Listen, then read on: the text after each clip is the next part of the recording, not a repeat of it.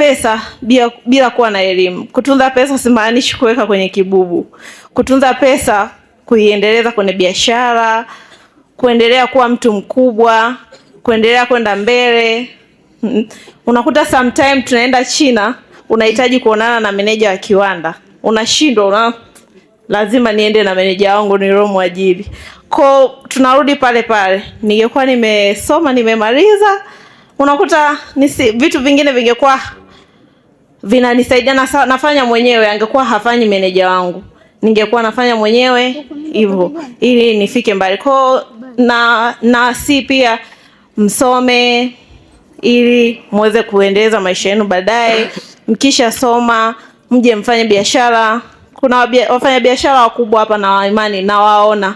Wakina Mona Lisa Chinga wa kike wa baadaye na waona hapa. Wakina Oscar Fashion na waona hapa. Kwa na imani mtasoma na mtapata pesa pia. Ili kuweza kuwa tajiri ni lazima uwe na elimu. Hauwezi kuwa tajiri bila elimu. Mimi nilipokuwa sielewi English yoyote, nikasema no, lazima niende La Sisimba. Nikaenda kujifunza kidogo hivyo hivyo.